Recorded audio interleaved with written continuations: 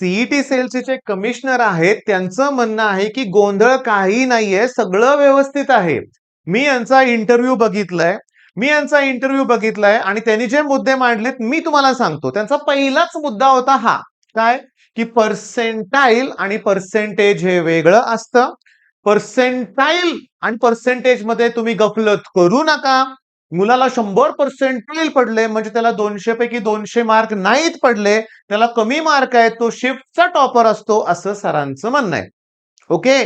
त्याच्यामुळे आम्ही पारदर्शकतेने सीईटीची एक्झाम घेतलेली आहे. मान्य आहे तुम्ही घेतलेली आहे, पण अरे मुद्दा काय आहे? मुद्दा एक आहे तो त्यांच्या लक्षात येत नाहीये, जो सगळ्या शिक्षकांच्या लक्षात आलेला आहे की त्यांच्या लिस्टमध्ये चौथ्या नंबरला जो मुलगा आहे त्याला 10वीला मॅथ्स मध्ये 37 मार्क आहे तो. सायन्स मध्ये फक्त 39 मार्क आहे, तो काठावर पास झालाय हो, तो काठावर. आणि ओव्हरऑल त्याचे पर्सेंटेज 10वीचे जर बघितले तर 54% मुलगा आहे हो. पण त्या 54%च्या मुलाला मॅथ्स मध्ये किती पर्सेंटाईल? 100, फिजिक्स मध्ये 100, केमिस्ट्री मध्ये 100. जादू झाली, जादू. नाही शक्य. जे शिक्षक आहे त्यांना माहित आहे. मला एका व्हिडिओ खाली कॉमेंट केलं एका पालकांनी, पालक असेल का विद्यार्थ्यांना मला माहित नाही, तुम्हाला काय कळतं का? तुम्ही सायन्स घेतलं होतं का? तुम्हाला माहिती आहे का? म्हणजे त्यांचं म्हणणं काय होतं की मुलं सीईटीचा अभ्यास करतात, फक्त बोर्डचा अभ्यास करत नाहीत. ते एमसीक्यू सॉल्व्हिंग करतात. अरे पण एमसीक्यू सॉल्व्हिंग कुणाला होतात माहितीये का? ज्याचं बेसिक काय बाळांनो, पाठांतर करून. आता यांनी जे उदाहरण दिलं, म्हणजे कमिशनर आहेत त्यांनी काय उदाहरण दिलं त्यांनी, की मी तुम्हाला अशी उदाहरणं दाखवतो की जेईला जास्त मार्क आहेत, सीईटीला कमी आहेत. अरे माझ्याकडे पण उदाहरण आहेत, माझ्याकडे यावर्षी पण उदाहरण आहेत. जेईला ठीक आहे, लक बाय चान्स, पण 100% नाही पडले हो. 70-80 पर्यंत मुलं गेलेत. जेईला 70-80-85% पर्यंत, 85% पर्यंत मुलं गेलेत. सीईटी त्यांना कमी मार्क आहेत. पण याचा अर्थ सगळं काही ठीक आहे असं नाही हो. क्लिअरली कळतंय की टॉपच्या 1000 लिस्ट मध्येच प्रॉब्लेम आहे. आणि सगळ्यात शॉकिंग प्रॉब्लेम मी तुम्हाला सांगतो. तुम्हाला माहिती आहे, सगळ्यांना माहिती आहे तो शॉकिंग प्रॉब्लेम काय आहे. तर शॉकिंग प्रॉब्लेम असा आहे की कुठला प्रॉब्लेम आहे, तर इथं मी तुम्हाला दाखवतो. आता लक्ष द्या व्यवस्थित, आकडा खूप मोठा करतो. दोघं बहीण भाऊ आहेत. 99.996520 99.996520 जादूच. Same to same mark. आणि हे जे स्टुडंट आहेत, हे जे दोन स्टुडंट आहेत 99,590 चे, 10वीचे मार्क किती आहे त्यांना? 46, 65, 64, 42. आणि हेच तर आम्ही ओरडून ओरडून सांगतोय, चमत्कार नाही होत. हा बोर्ड अभ्यासाची पद्धत वेगळी असते, तर आम्हाला पण शिकवा. सगळ्या मुलांना चांगले मार्क पडतील, अख्ख्या महाराष्ट्राला 100% पडतील ना. मग नाही, हे त्यांचं अतिशय चुकीचं मत आहे. पर्सेंटेज. आणि सगळ्यात महत्वाचं बरं का, शॉकिंगली सीईटी ही वेगळी संस्था आहे, त्यांनाच विचारा, असं जर मंत्री म्हणत असतील ना, तर हे आपलं दुर्भाग्य आहे. थोडीशी चौकशी करा ना. किती वेळा सांगतोय आम्ही की बिहारमध्ये आम्ही उदाहरण दिलंय. कोविडच्या काळात ती मुलगी स्टेट टॉपर आली, इंटरव्ह्यू घ्यायला रिपोर्टर घरी गेले, सब्जेक्टची नावं सांगता येत नाहीत, आणि मला पण चॅलेंज देऊन सांगायचे हे जे नमुने आहेत, हे टॉपर जे आहेत लक्षात घ्या. तर क्लिअरली बघा, यांचे 10वीचे मार्क बघा, 12वीचे नका बघू. 12वीत एखाद्याला कमी असतात, मी मान्य करतो. हा 12वीत नाहीत करत, मान्य करतो. 10वीचे बघा ना, 63 वाल्याला 100% आहे. तुम्ही थोडं नाही, सगळ्यात 100. अरे हे 33 नंबरचं आहे, 33. ओके, टॉपर गेलं पाहिजे ना आपण. तर मी तुम्हाला सांगतो 10वीचे बघा, 54 ला 100% आहे. अजून खाली जाऊया आपण थोडंसं, 51% आहे. पर्सेंटेज आहे 55. तुम्हाला सांगतो 66. 10वीला एवढे कमी मार्क असणाऱ्या मुलांना सीईटीत 100% नाही पडतो. इथं बघितलं 64. सगळ्यात शॉकिंग म्हणजे काय, की इथं इथं अशी ही जाऊ देत रे मुलं. मी गेल्या वर्षीची मी लिस्ट काढतो, गेल्या वर्षीची. आणि गेल्या वर्षी सत्यम मिश्रा हे नाव आहे गेल्या वर्षीचं. हा सत्यम मिश्रा कुठे आहे हुडका, थोडंसं लक्षात घ्या. भेटलंच पाहिजे त्याला, का सत्यम मिश्राला 33 मार्क आहेत. किती मार्क आहेत? 33 मार्क आहेत. आणि 33 मार्क आहेत आणि इकडं 99% आहेत. एवढ्या कमीला काय जादू आहे? आणि तेवढं नाही रे बाळांनो, हे गेल्या वर्षीचं आहे, गेल्या वर्षीचं आहे. मी तुम्हाला सांगतो, ह्याच्यात थोडंसं आपण शोधायचा प्रयत्न केला, अगदी हे टॉपर्स आहेत म्हणूया आपण, आणि यांचे 10वीचे मॅथ्सचे मार्क्स जर बघितले आपण, क्लिअरली तुमच्या लक्षात येईल काही 57 आणि इकडे 100% आहे. 33, 5 ला 35 लागतात, 33 आहेत. सगळेच फ्रॉड नाहीत रे बरं का बाळांनो, सगळेच नाही आहेत, सगळेच नाहीत. पण आता इथं मला विचारायचंय, सत्यम मिश्राच बघायचं माझं चुकलं मगाशी. मग सत्यम मिश्राला मॅथ्स मध्ये 22 मार्क आहेत. सत्यम मिश्राला मॅथ्स मध्ये 22 मार्क आहेत, सायन्स मध्ये 34 मार्क आहेत आणि एसएससी टोटल पर्सेंटेज त्याचं जे आहे 37% मार्क आहेत रे, 37%. आणि हा जो सत्यम मिश्रा आहे सीईटीत 99.9 पडतोय हो. हे मला त्यांना कसं समजावून सांगायचं ह्या लोकांना की फ्रॉड इथं आहे. हा, आता तुम्हाला असं म्हणायचं आहे का की लक बाय चान्स पडलेत त्यांना मार्क? असलं लक नसतं हो कोणाचं. 99.99 पर्यंत जादू नाही हो, तो वेगळा आकडा आहे हो 100%चा. मग आता इथं मुद्दा काय आहे? गेल्या वर्षी पण यांनी या साहेबांनी हेच मुद्दे मांडले होते की आमचं पारदर्शकता आहे. त्यांना एक गोष्ट सांगू वाटते मला की ते ह्या मुलांची अहो चौकशी करा हो. चौकशी करा ना, साध्या प्रश्नांची उत्तर देतात का बघतो आम्ही. आणि यांनी त्यांना जरा घ्या ना राउंड मध्ये म्हणूया आपण, यांना थोडीशी कसून यांची चौकशी होऊ दे ना. त्याला का नको म्हणताय तुम्ही? ह्याची चौकशी होऊ दे ना. बरं, आता हे स्वतःहून मी तुम्हाला सांगतो, अन्न आणि कुठली तरी परीक्षा आहे एमपीएससीची बरं का, की अन्न आणि सुरक्षा काहीतरी असं बरं का, फूड आणि ड्रग सेफ्टी इन्स्पेक्टर. कुठल्या तरी क्लासमध्ये सगळे प्रश्न देण्यात आले होते. सगळे प्रश्न. आणि ज्यांनी आरोप केला, ते पुरावे दिले, पोलीस त्याची चौकशी करतायत. YouTubeवर व्हिडिओ बघितला. तो सुद्धा व्यक्ती म्हणला, "अहो सर, मी ज्यांच्या विरोधात आरोप केलेत, ज्या क्लासवाल्यांच्या विरोधात आरोप केलेत, सर त्यांची चौकशी करायला सोडून 4 दिवस झाले यांचीच चौकशी होते. मग 4 दिवसात ती लोकं पुरावा मिटवायचंच काम करणार आहेत." पण आपण नीटच्या वेळेस पण बघितलं, की ते मोठेगाव कसाराने किती प्रयत्न केले तरी मिटले नाहीत पुरावे, गावलेच ते लक्षात घ्या.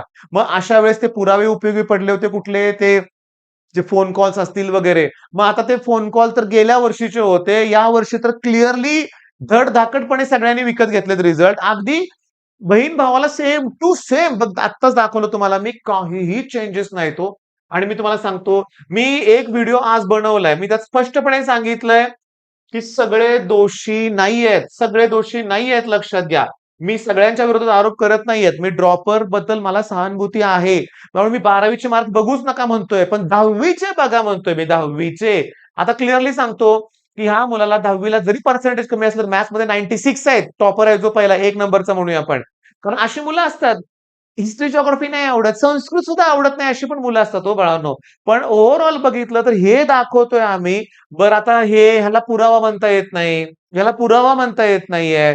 कारण काय आहे, पण हे आकडे इथून इथपर्यंत जे आहेत, इथपर्यंत तरी म्हणूया आपण, अहो 100च्या खाली बोलायलाच कोण तयार नाही. 100, 100, 100, फिजिक्स 100, केमिस्ट्री 100, मॅथ्स 100 सगळं 100च आहे हो.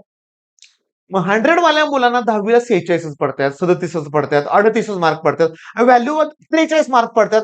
पहिल्या टॉप 20 मध्ये, 30 मध्ये 10 मुलं अशी घावली हो आपल्याला, की ज्याला 10वीला मार्क 35-40 आहेत.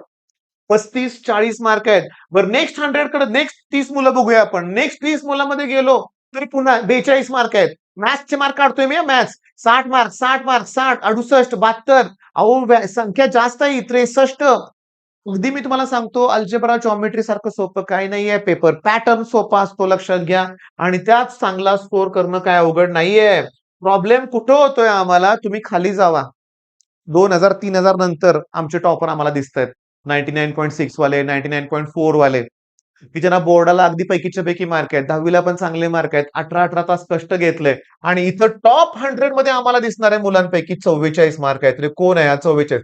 34 मार्क आहेत. सायन्समध्ये 34. फेल आहे 10वीला मुलगा. सायन्समध्ये 34 आहेत. इकडं 99.99. काय नाव आहे? धीरज बाळा, ग्रेट. कुठे आहे तुझं?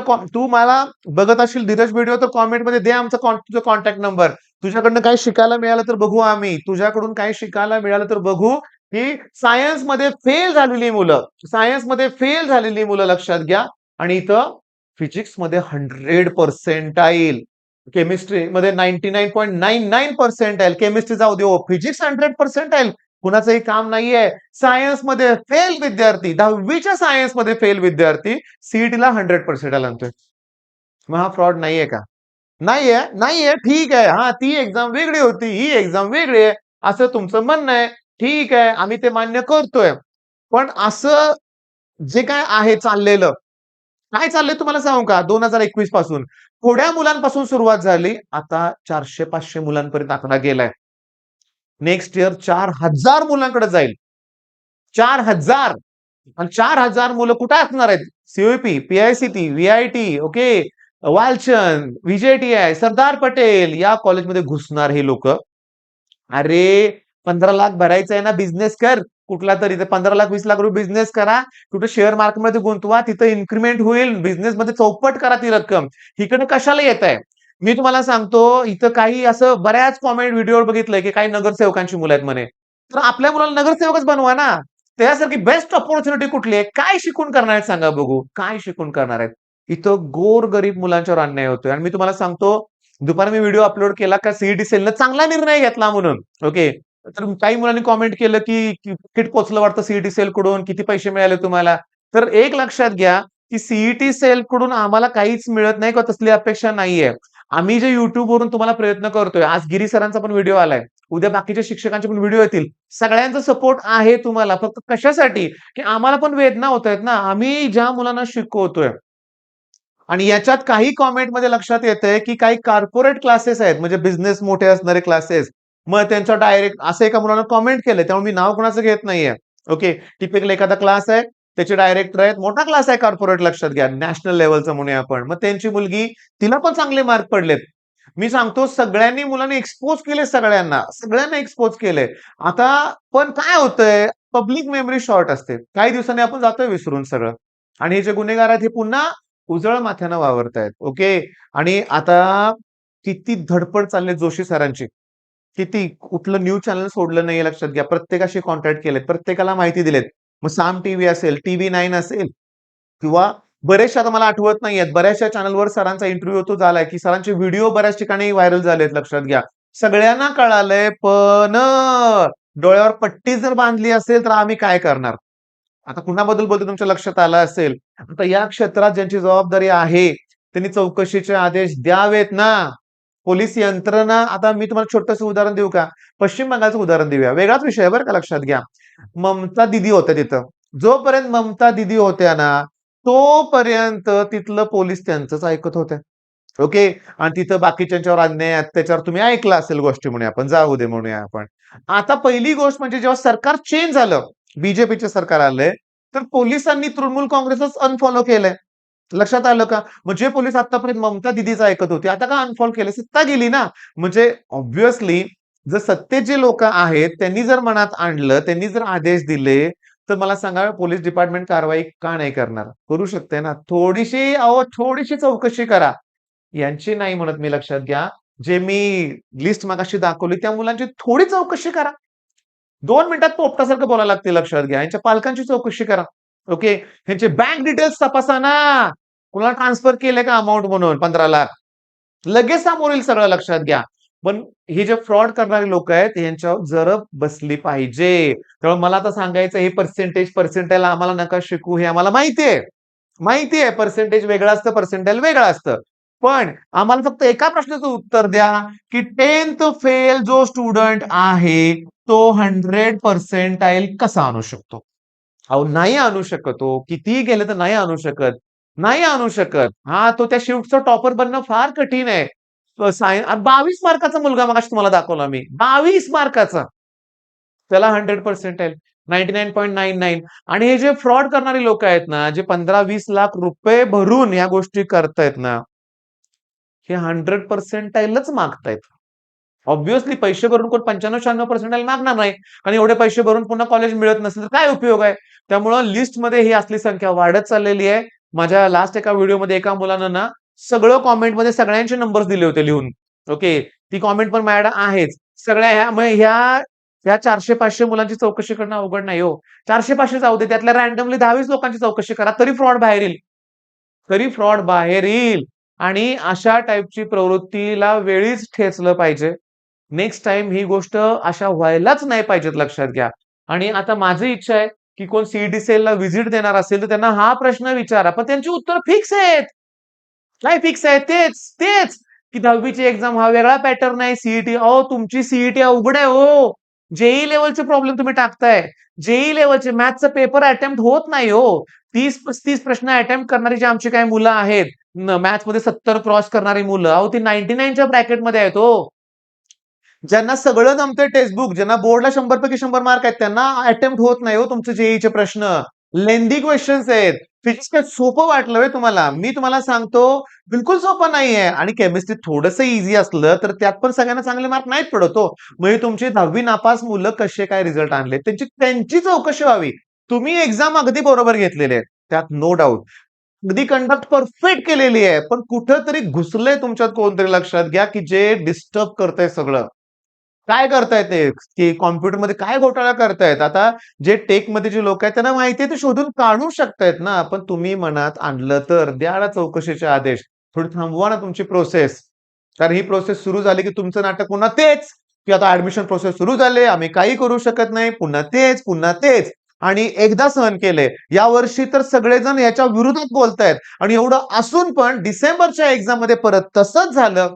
पण ते डिसेंबरची एक्झामचा उपयोग होत नाही का? कारण तुम्ही नशीब सीईटी सेलचे खरं हात जोडून आभार मानू वाटतात. कुठं मेरिट लिस्टमध्ये सगळं दाखवतात तरी आपल्याला, की 10वी चे मार्क किती आहेत. जर त्यांनी आपल्याला बघा किती धोकादायक आहे लक्षात घ्या. त्यांनी आपल्याला हा कॉलम जर दाखवलाच नसता, काय करू शकलो असतो? आपल्याला हे फ्रॉड कळालाच नसता लक्षात घ्या. ही गावलेच नसते. अरे फेल मुलं आहेत रे. 34 मार्क आहेत रे बाळांनो. हे धीरज देवरे जो आहे ना, 34 मार्क आहेत. कसे काय 34 मार्क असणारा मुलगा 99 100 पर्सेंटाईल म्हणजे इथं त्याला 34 मार्क आहेत लक्षात घ्या. ओके. आणि इकडं तुम्हाला फिजिक्समध्ये 100 पर्सेंटाईल दिसतायत. ओके. आता म्हणजे मला मुलांना सांगायचं आहे सीईटी सेलचे आभार मानण्याचा व्हिडिओ टाकला कारण त्यांनी ती कॉस्ट कमी केली. 6,000 जे केलं होतं ना ते कमी केलं होतं. म्हणजे मला म्हणायचं आहे काय बघा, की सीईटी सेल आता पोहोचलंच पाहिजे आपल्या ह्या गोष्टी, की या मुलांची चौकशी करा. आणि मला माहिती आहे जोशी सर पण थांबणार नाहीत, आम्ही पण थांबणार नाही. रोज मला या मुद्द्यावर बोलायचंच आहे आणि हे सगळं बाळांनो का धडपडतोय? आज माझा मुलगा 12वीत आहे. त्याची डिसेंबरमध्ये एक्झाम आहे. मला माहिती आहे तोही चांगला स्कोर करणारच आहे. पण मला माहिती आहे त्याच्यापुढं आत्ता 400 आहेत, पुन्हा हजारो मुलं त्याच्या पुढे असतील. मोठा भाऊ म्हणजे माझा मोठा मुलगा तर सीईपीतून शिकला. छोट्याचं पण तेच ड्रीम आहे. पण ते पूर्ण होईल का आता? जर अशी लोक असं झालं तर? फेल मुलं 100% आणायला लागली, तर आम्ही काय करायचं? अरे आमचं जाऊ दे 4 वर्षांनी. म्हणजे जे आमच्या महाराष्ट्राची शान आहे म्हणूया आपण. कुठलं कॉलेज? Obviously COEP. नाव राहणार नाही बाळांनो. नाव चांगलं राहणार नाही. 4 वर्षांनी प्लेसमेंटला कंपन्या येणारच नाहीयेत. आणि काय येणार? कशा येतील सांगा बघू? एचएससीचं जे टोटल आहे यांचं लक्षात घ्या. आता एचएससीचं पर्सेंटेज त्यांनी दिलं टोटल लक्षात घ्या. तर या पर्सेंटेजमध्ये बरीचशी मुलं तुम्हाला दिसतील, की ज्यांचं काही कमी पर्सेंट खूप तरी म्हणलंय ना पर्सेंटेज चांगलं आहे. कारण आपल्या टॉपर्स बघितले पाहिजेत ना. टॉपर्स बघितले पाहिजेत आणि टॉपर्समध्ये जर पर्सेंटेज बघितलं तर ते खूप कमी दिसतंय. 55 कोण आहे 55? हर्षवर्धन पाटील. 55 पर्सेंटेज आहेत. असू दे, असू दे. काय हरकत नाही. पण याला 10वी चांगले होते. 12वी इकडे कमीच मार्क आहेत लक्षात घ्या. 38च मार्क आहेत फिजिक्समध्ये. मॅथ्समध्ये 52च मार्क आहेत आणि इकडे 100, 100, 100. ओके. मुद्दा काय, की आमच्याकडे पुरावा म्हणजे काय एकच मागणी आहे, त्यांची चौकशी करा.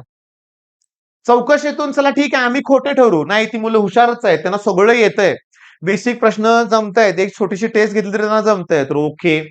पण ते जर फ्रॉड असतील ना, तर लिंक लागेल सगळे सापडतील. पण यांना जर सोडून दिलं ना, ह्या फ्रॉड लोकांना सोडून दिलं तर उपयोग होणार नाहीये. तर माझी कळकळीची विनंती आहे सगळ्यांना, की आपण थांबलं नाही पाहिजे. जोशी सर आहेत, आपल्याला फक्त त्यांच्या मागे उभं राहायचं. माझा फुल सपोर्ट आहे. माझ्याबरोबर मी तुम्हाला सांगतो, महाराष्ट्रातल्या सगळ्या शिक्षकांचा सपोर्ट आहे. सगळ्या. हां, कुठल्या शिक्षकाचा व्हिडिओ आला नाही म्हणून बिलकुल निगेटिव्ह कॉमेंट करू नका. आज एका मुलानं कॉमेंट केलं होतं. मी त्याला व्हॉइस मेसेज करून उत्तर दिलं होतं, की पुन्हा लाख वेळा विचार कर, की ज्या शिक्षकाबद्दल चुकीचं कॉमेंट करतोय बोर्डच्या वेळेस त्यांनी तुला हेल्प केली का नव्हती? हेल्प म्हणजे काय व्हिडिओ शिकवलं होतं लक्षात घ्या. त्याच्यानंतर सीईटीच्या वेळेस लाईव्ह लेक्चर, रेकॉर्डेड लेक्चर्स फॉर्ममध्ये किती लाखो रुपये जे भरून मिळाले नाही ते YouTubeवरून फ्रीमध्ये मिळालं होतं. त्यामुळे कुठल्याही शिक्षकाविषयी निगेटिव्ह कॉमेंट करू नका. सगळ्यांचा तुम्हाला सपोर्ट आहे. सगळ्यांचा सपोर्ट आहे. फक्त थांबून चालणार नाहीये. थांबून चालणारच नाहीये. ही जोशी सरांना आपला फुल सपोर्टची गरज आहे.